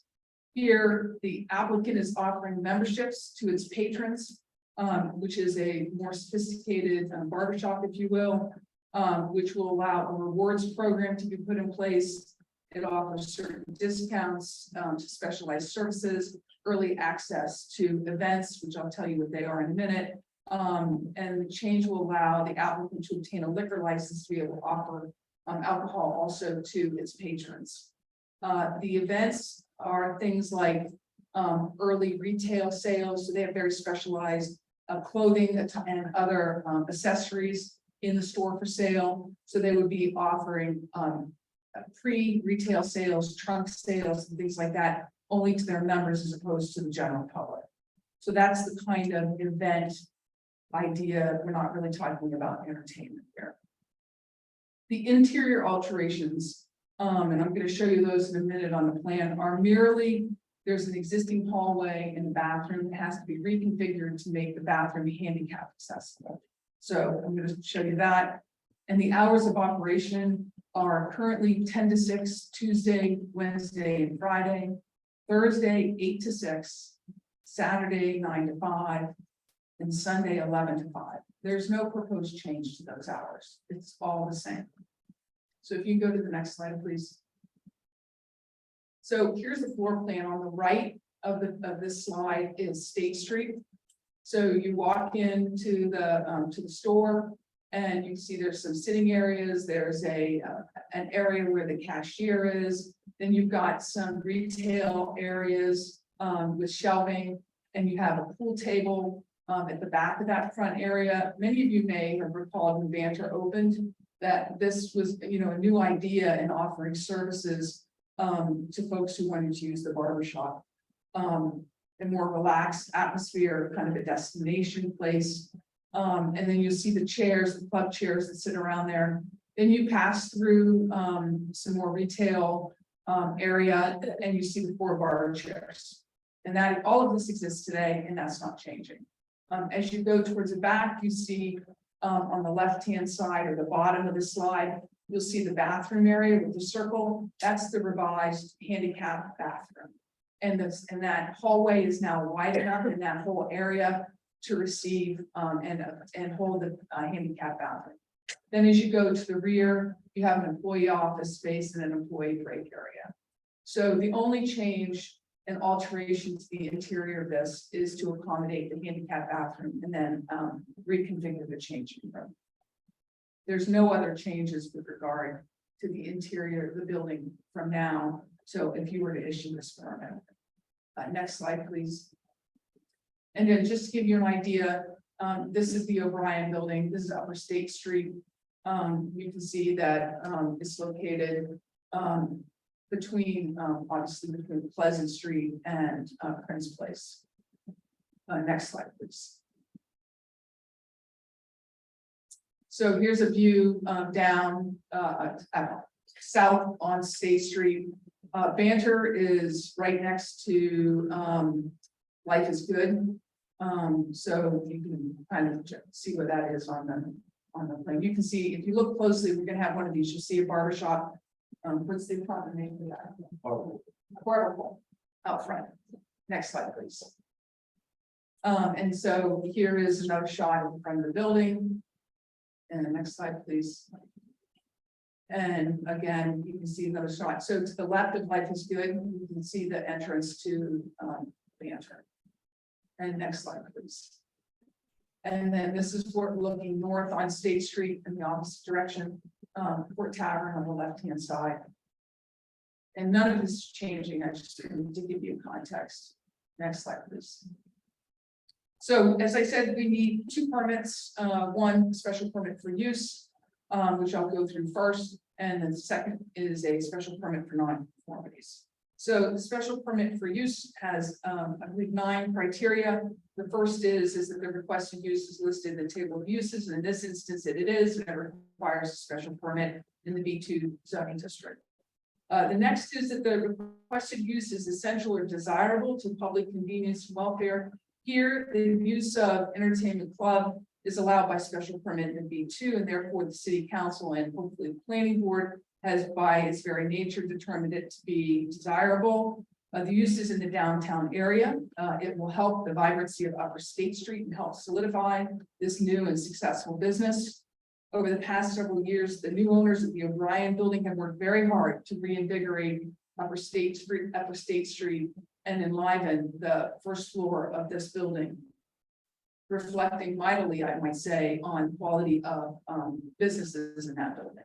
The applicant is part of that plan, and the business today has been successful. However, as any good entrepreneur will do, Mr. Ramo is looking to provide his services in a slightly more unique manner.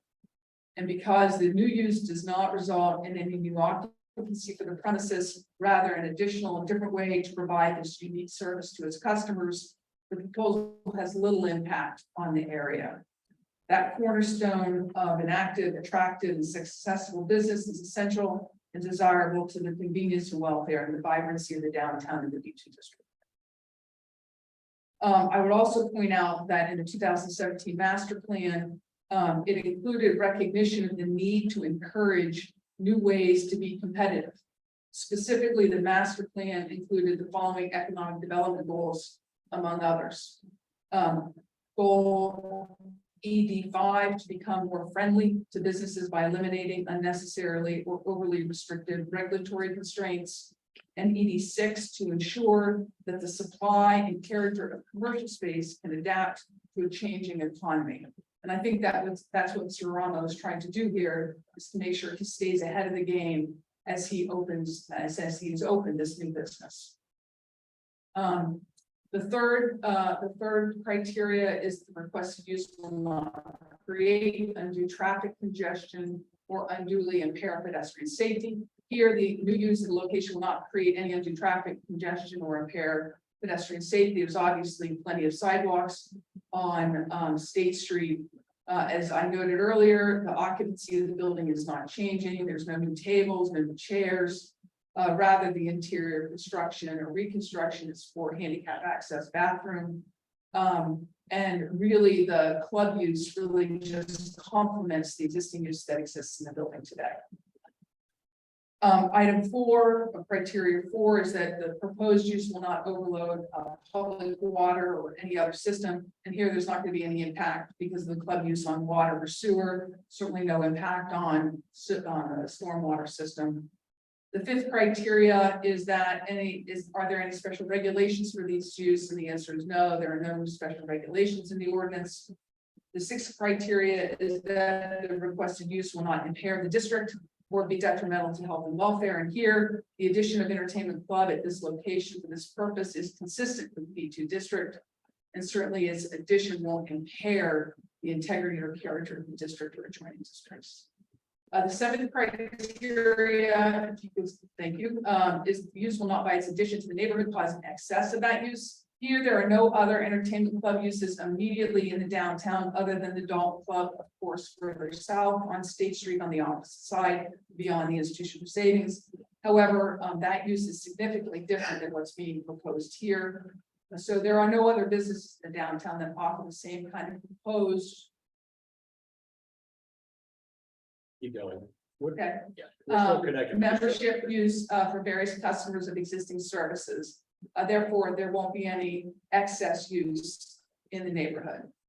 And the 8th is that the proposed use is in harmony with the purpose and intent of the ordinance. Here, the downtown business is the most appropriate place in the city for such a use. The purpose of the B2 district is described as follows. It includes retail, service, and office uses. The scale is intended to reinforce the downtown's role as the focus of activity in Newburyport. Multi-use development is encouraged, such as the combining of residential and business uses, activities such as shall be oriented to pedestrian traffic and be centralized and have centralized parking. All of those are true here. To reinforce the downtown's role as the focus of activity in the report, encourages people to be creative with how they provide business and services to the city of Newburyport. And so that criteria is also met. And finally, that the proposed use won't essentially harm or be noxious to the neighborhood.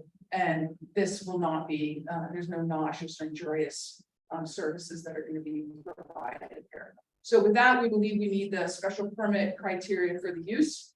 The other criteria, the other permit is a special permit for non-conformities. And that, of course, is because we're modifying the interior of the building. And there are two criteria under the ordinance under 92B, and that is first, that there will be no intensification or extension of an existing non-conformity or addition of new non-conformity. Here, the board can find that the alterations to the building will not be adding any new non-conformities at all. In fact, all of the uses that exist there are by right, except for the mixed use section. And then we're asking for the special permit for the use. So we're not extending any existing non-conformities, and the building itself is dimensionally conforming itself. Then the second criteria is that the proposed change will not be substantially more detrimental to the neighborhood than the existing non-conforming structure or use. And here we believe that, as I stated with all the criteria above, that we're not adding any additional occupancy for the property, and it's merely an added service for the existing customers that go into the service or the business now. And we certainly propose that the modifications, we believe that based upon everything I've said, the proposed modifications don't rise to the level of being substantially more detrimental to the neighborhood, given that substantially means to a greater or significant extent. Here, certainly what we're proposing doesn't rise to that criteria. And I think the board can find that what's being proposed is not substantially more detrimental to the neighborhood. I just also want to add here that we've provided 8 letters of support for the project, for the change of use. 88 State Street, which is Lexington, 78 State Street, which is Life is Good, 72 State Street, which is Charleston and Cocoa, 76 State Street, which is Virtue Jewelers, 7 Prince Place, Unit 502, that's a residential unit in the back and top, 84 State Street, 2 Prince Place, which is actually a residential butter, that's Katie Ives, who lives right around on Prince Place, right behind the library. And I do want to point out that 82 State Street, which is the screening room, sent in an email earlier on July 6th that said they were concerned about what was being proposed. They came over and Eric went over there today, and then they came over and they met and they actually submitted a letter of support. They didn't understand the entertainment club because they got the notice and it says entertainment club, so they didn't really understand the details of what was happening. So they did send a letter of support today, and you have that in your file too. We're happy to answer any questions and request the board to approve our requests. Thank you. I'm just going to start off with a couple of questions. First, I guess one question, perhaps for Andy more than for the applicant. This question of the special permit for non-conformities. You were discussing the interior modifications as if that was the reason. Normally, you can do interior modifications without a special permit.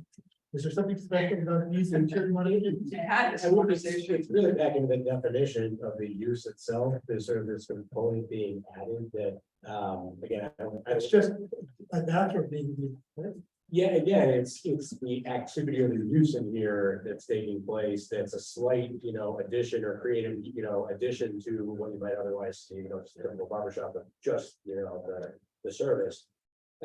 It's not, it doesn't for the office, anything, create any particular concern. We suggest potentially some draft conditions to make it clear what is being proposed here. No, yeah, I'm not talking about the use, I'm talking about the non-conformity. Right, but as far as the, if you're asking about whether the construction or any certain.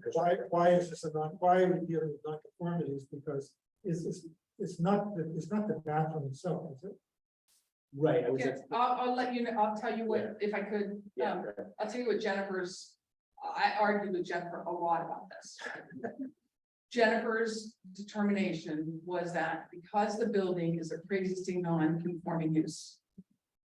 Because she says that the mixed use, because it's different kinds of commercial enterprises.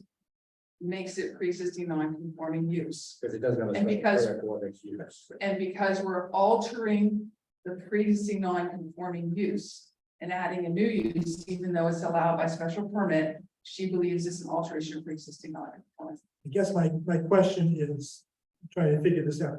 If the applicant had come and just wanted to do the bathroom. And just, would they have, and then came, 6 months later to do the use, they wouldn't have needed a special permit for the bathroom. I think Jennifer would say we would because she considers the building to be non-conforming. So when you mentioned earlier about getting rid of obstacles to development in the zone. So I have to say, Mr. Chair, I couldn't agree more. And the city, I actually argued a little bit about the definition of mixed use with Jennifer because I frankly missed the change of your definition of mixed use, which eliminated. So when I did the definition of mixed use in the early 90s, when I was on city council, we said mixed use was first floor commercial, and at some level, the upper floors had to be residential, and that was mixed use, right? So residential, commercial. In fact, if you look at chapter 40A, section 2 now, the definitions, that's how they define mixed use in 40A. But the city a few years ago changed the definition of mixed use to basically be, frankly, not clear, but basically be any combination of uses in a building. Not necessarily requiring residential, Correct, which is the. right. And so, in fact, that's why I dropped it in a footnote. So if you're in the downtown, you're a mixed use. Right, so that's why I dropped it in a footnote, because I think frankly, the definition is crazy. Right. So anyway, so that's why we're here. Thank you for that one. So in terms of the substance of the use application, Yes, you said you're not requesting entertainment, well, the definition is. I know the It's called definition. entertainment club. but what you're proposing doesn't include. Not entertainment. live entertainment. It's. Yeah, no, Right, no, live entertainment. right. And this is all proposed to be interior to the existing building. That's nothing correct. Outside. That's correct. Now, I will say, I'm gonna just put it out there. Last year, there was an annual birthday party of the business. It was held in the rear parking lot. But they had to get a one-day license and entertainment license from the licensing commission in order to do that. So this has nothing to do with And that. that would be part of the use. Right, no, exactly. The other questions or. So one question I had was you stated the existing hours is that they don't intend those to change, Right. right? So if the special permit was granted and they started serving liquor, can they, and I'm asking anybody, I don't know, can they just over the nature of building your business, change their hours after the fact? Like, were you just saying as a general statement or was that a commitment? So, no, I wanted to make sure everybody knew what the hours were and that there's no intent of changing them. When they go to the liquor commission, licensing board, they will have hours of operation. And so if those are different from what's here, they have to go back to the licensing commission to change those hours. Or say like in a year, if this is a successful model, like if you want like Friday nights, they would have to go back for permission for that? They would, the license, because the license, when you get your liquor license, it has hours on it. Okay, And if you're gonna change it, you have to go back to them. I'm just curious. Right.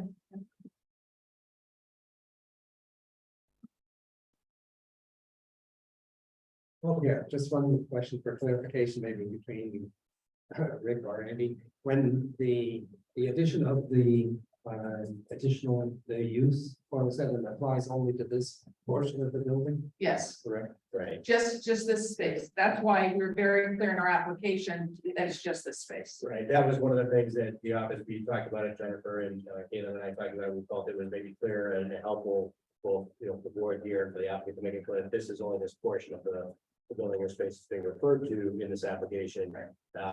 Partly, in the context of, a larger structure with other floors and so forth. And recognizing how other permits in the past have been granted by the zoning board of appeals, for instance, and changes like this. We just thought it was very clear, it was important to make it clear what is being referred to, and that's why we suggested also just clarifying that. Yeah, it's only the space. That's why I made sure I gave you the size of this space as opposed to the overall. Richard, do you have any questions? Nope, I have no questions. Okay, I'll open it up for public comment. Does anybody in the audience wish to speak to this? And we have somebody online, I'm not sure. If they wish to. Yes, please come forward. Name and address, please. Thank you. I'm Dirk Casabrandy. My wife and I own 82 State Street, where the screening room is located. We are quite concerned because there's a lengthy common wall between 82 State Street and 80 State Street. So any loud noises or other disturbance on the other side of that wall could have an impact on the screening. Therefore, we request that this be considered by the committee in making that determination, and perhaps some restrictions could be included in if it's approved, the application is approved, that some restrictions be included concerning loud noise or noise levels and other disturbances to the neighborhood. Thank you. Thank you. Anybody else like to speak?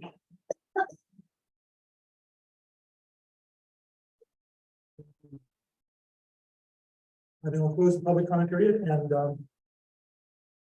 ask for a motion. The planning office has given us some suggested conditions which could be included in a motion. And I'll just read the ones from the staff memo.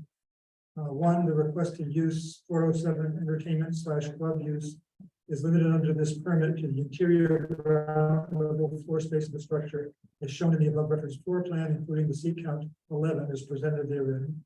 Two, the requested use 407 entertainment / club use is limited to hours when retail services use 404 are also being offered. And three, the requested use 407 entertainment / club use shall not include live entertainment. And I think that's always as in accordance with what has been presented to us tonight. So I don't think there's anything surprising about that, but that's just would document what has been heard. I don't know if anybody has any other suggestions or ideas, or if I can get a motion. Just one other question. As far as the use 407, that doesn't have any other conditions as far as the noise levels and things other than the general that's applicable to the city, right? Yeah.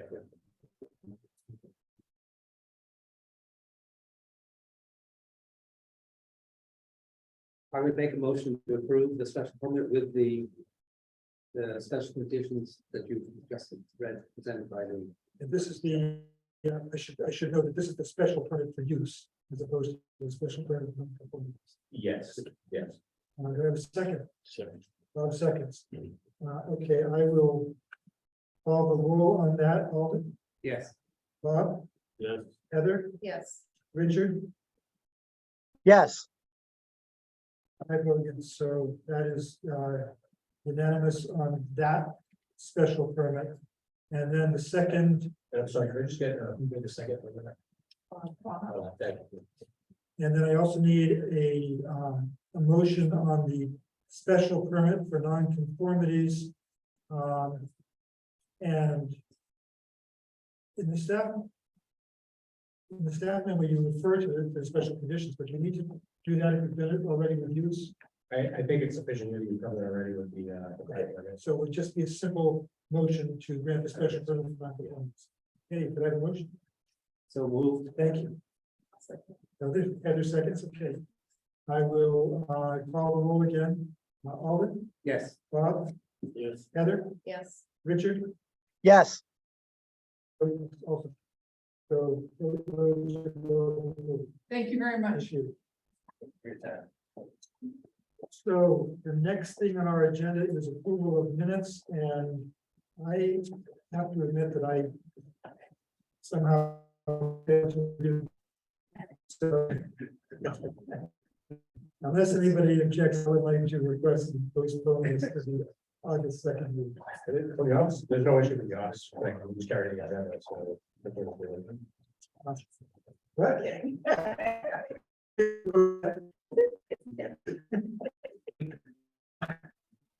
So, we also have we're holding on our agenda. Find it, CPC, let's get there. I cannot do this, but I hope that some member of the board will think carefully about why they want to be the board's representative on the community preservation, because we need to get it done at some point. Yeah, I wouldn't say it's urgent this month per se, but certainly by the spring of next year, we want to have the planning board rep. It's required by statute. We have one rep on this particular board. And we also have to cycle that approval. It's unfortunately the way it's set up on our charter and codes, but we have to actually cycle, even though you're on this board. We still have to cycle you through procedurally the city council for appointment to the other board as a liaison. But the good thing about it is really in reality is you're only talking about a couple meetings in the spring typically that were needed. And we get to recommend funding for projects that fit within the umbrella of the CPA. So not a heavy lift, I would say, but you get to, go on some things or funding recommendations at city council and their creative and interesting projects. So to me, it'd be a fun thing without a whole lot of it's certainly not as number we used to be talking about here. Are they daytime meetings or evening meetings? They're typically evening meetings, typically 3 in the spring. They will have to deal with the applications and provide recommendations to the city council. That's basically the demand. The rest of the year, there are sometimes a couple of meetings, but they're not, here urgent, they could be there per se. So, What's an example of the projects? Part of it now, Waterfront Park. Okay. I can sometimes. Yeah, It's still tower. This stuff. But there's no conflict, like if you're on that and you're making recommendations and then they come in front of us, there's. Not in that, no, if you have a conflict because of the outside, that's a different situation, but there's no conflict by you serving on this board for permitting and on that board for a funding recommendation to the city council. You're typically not looking at the site plans when you're looking at funding. It's like the funding, for example, I went back and looked at this project, now project, and that went through CPC, I think in February of 22. 22, yeah. And so that was way before they had detailed plans. Well, I'm a lowly alternate, so it helps. If you're interested, we would love to have you do it. I don't know, you're doing that too anxiously. That's probably because Rick is already doing something each other. Is that right? Am I stepping into something here, Andy? I would say, like I said before, it's a very light lift. We send out basically everything electronically to the board members. There's basically 2 to 3 meetings in the spring where the applications are reviewed, ranked. There's a presentation, then there's a ranking by the committee, and then that's pushed off to the city council as a recommendation. The council decides what to do from there. So it's advisory, but it's a light lift, and you're just providing recommendations. It's not, again, to me, if it was a board, if I was looking for a board to be a great board for light lift and fun things to be, providing recommendations. Well, unless Alden wants it or somebody. Okay. They've been pitching it for us. Don was liaison. I was debating it, but I was trying to decide. Why don't we could wait it out. I was gonna say, what's your time? Yeah, we can, I mean, what, unfortunately for the chair, we'll keep carrying on. My numbers were going to this year of high school, so next year, Yeah. I'm not gonna add Right. absences to my house because then I go to college. You know what I mean, so I'm like a year away from. Yeah. Adding, you know, Okay, well, we can wait a minute, and you guys can both think about it and fight it. Okay, arm wrestle. okay, anything else? The only other thing I would mention, I still have to close the loop with the city council on this, but there's a possibility, and I'm sorry to have to report this, but short-term rental units, I know we looked into it because I couldn't remember the exact number and I wanted to confirm. We've done 7 now, public hearings around the total public hearings on short-term rentals in the last 2+ years. And some of us have been very heavily involved with language and versions and so on. So at any rate, because of the timeframes involved, there's a significant possibility, I would say, that we might advertise another hearing. Probably, I would say, just in context, my expectation that would be same version of what the council has before right now. So for all intents and purposes, for efficiency, the way I look at it is, it might be a need to re-advertise the hearing for the short-term rentals to give the city council more time than they currently have, because they're running down the clock at the 90 days they have to act since our, closing public hearing. So in order to allow them more time, what might be desired here is a re-advertisement of the public hearing. Most likely, I think at this point, we would do that on August 16th.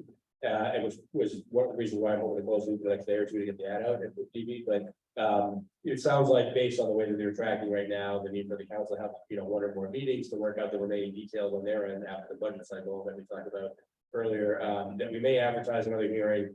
I would defer to you as how you want to handle that, but I think if it's the same proposal that's in the document right now, and no version's been out there, I would think that this board could, in that same night, issue essentially the same report you've already done, without the need for several more continuances of meetings. Thereby allowing the city council to go right back and have their full 90 days to discuss and hopefully get to a conclusion amongst themselves, given all the difficulty of all parameters on this. So I just want to give you a heads up about the potential meeting date, and hopefully I'll defer to you on how to handle it, but I would think we could do somewhat streamlined, feedback back to the city council, given that we already had a lot of recent discussion about the exact same, proposal. So, I was gonna say, if we get exactly the same ordinance, and we've had no change in board members, it's not a special permit, so Charlie can't actually vote on it. Hopefully, we would be able to just, as part of the prep for that hearing, I would be able to resubmit the previous memo. Yes. As part of the package for that evening. And then maybe that evening, obviously, we have to open the public hearing, so people have to be able to comment. Yes. Comment on it. But And you may very well have preached to it, but it probably wouldn't be significant. I would think in the last couple of weeks, it probably was obviously. I'm gonna delegate, there are tweets I'm gonna delegate. But I know that Jamie wasn't at that last meeting, so it's a possibility that he could bring up some issues that, that may bring us some issues, although he said to me that he's okay with the number it is. So it would be good if we could just get that done. I mean, I can't see any value, because we spent 5 meetings tweaking this letter. Yeah, and I have to say, I mean, just from what I have seen, and I have tried to help out with prior to do it, then to do this process, now. I think at this point, probably the best thing that we can probably all do is to give the city council, leave the city council as much time as possible to take all these different points of feedback and parameters and come to a conclusion as to what parameters they want set. There's been a fair amount of debate, and we all know what the issues are, but hopefully speaking, they are the ones that are going to have to decide. So however we want to handle the recommendations part of it, they're going to want probably the full 90 days to have 1 or more meetings of their own, and they will probably talk about the licensing piece with it to work out some of the things we pointed out are typically. So. And the full 90 days brings them right into the election today. I don't know what to tell you. I think some of us were hoping, I'll defer the ordinance sponsor. I think some of us were hoping that there'd be the council members might be coordinating on dates so that right after the budget cycle, they could dive right into it. And I don't know if that happened quite as efficiently, as it could. So that may have contributed to you, but again, the clock was already running, so. Did you want to say anything? No, I was just gonna say, clarify, basically what you said, and it's just really to have the public hearing, close that, and give that, enables the city council to have the additional time. Right. So restart the clock. Yeah. Yeah. So, And do you feel like at that second 90-day start that this will be done? No way to go. That would be, No, that would but be very presumptuous. Rounds we've already had. I would like to think so, and I think that if nothing else, I mean, one thing that I would want to, maybe remind council, something will call themselves, but just reminding them, for instance, we look at we've done 7 rounds of hearings and all the process and time everybody's put into there already. But that's also like $6,000 worth of just advertising for hearings, just the advertising for hearings. Right. Because they themselves have not been able to reach consensus either. So at the end of the day, I would think that they would maybe want to conclude that one because there are other zoning things we're gonna have to take up and they're important. And I would think I'll defer to them, but I think some of them might be looking to try to get to a finish line of some type, even if it means, something has to be looked at and monitored and maybe revisited at some point. There's a good thing for us to get something on the books, and I think, we can't get that can down the road definitely. So the one thing that would help, I think, and I'm not sure that we can do it.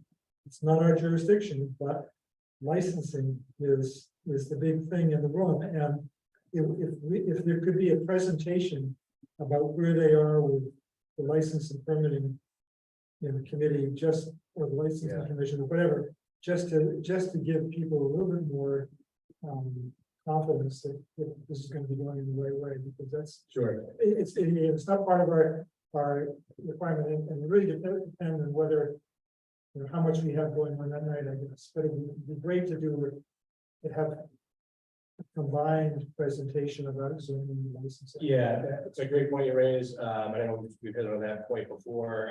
My current understanding of the situation, I'll defer to the council to view on how you want to handle the whole situation, but that's been recognized. A couple of things have happened sort of recently. One was this, the setup where the city council sends something to the committee, but they also have to list it as committee of the whole, and then the entire council discuss it. So because they had sent the zoning amendment to the planning and development committee and the licensing ordinance, the license and permits committee, and the planning and development committee with the zoning ordinance had listed as committee of the whole, meaning all members of the council could come and discuss it, which is very helpful in terms of reaching a two-thirds vote, helping with all the different, moving pieces and policy decisions in here.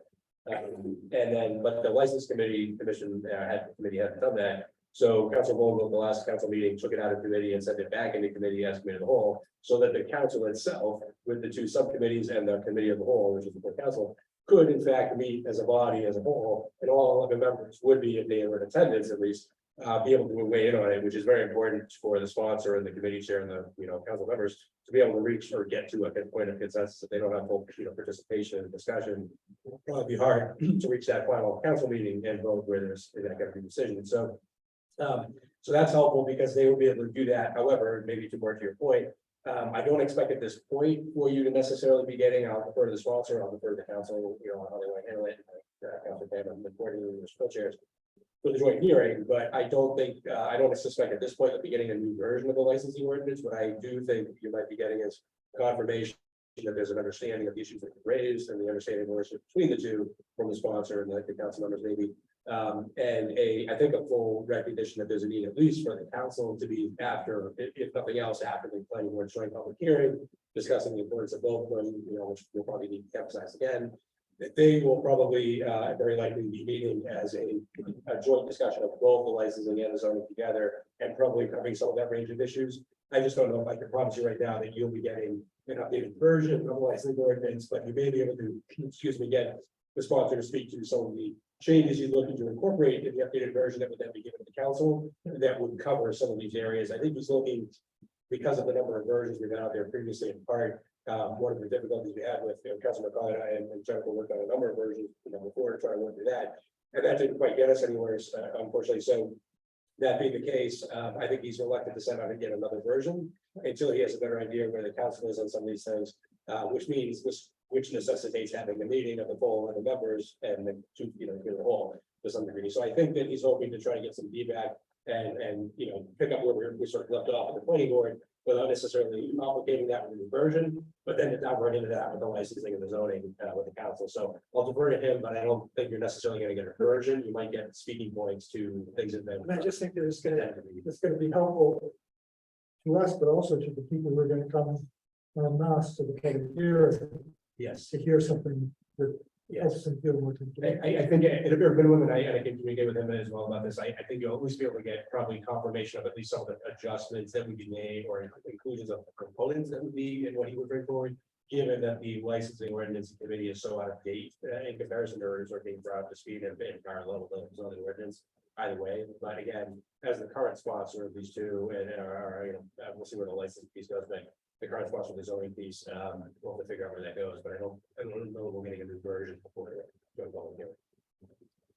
I have one more question about that. So if we all would like to see this ordinance passed, you know, in some form, but let's say in 2 years, you know, there's parts of it that some members of the community just think are not working correctly. Is it then addendums to ordinances that can take place that It are? would just be an amendment, like any other zoning amendment, and Yeah. that's brought up and we reconfigure, again, it's a question at that point, if this is just the zoning, is the licensing component, and and what is it, but like some of this, some of the parameters have been put out there are sort of short-term, sort of leashes on short-term rental units, or Right. bring applicants back in. But yeah, it would be just like any other zoning amendment, if someone felt that something wasn't being mitigated in the neighborhoods, that the ordinances, had put in place. And they wanted to add another component or review process or occurring in a certain district, it isn't in the table. It could be brought up just like any other amendment,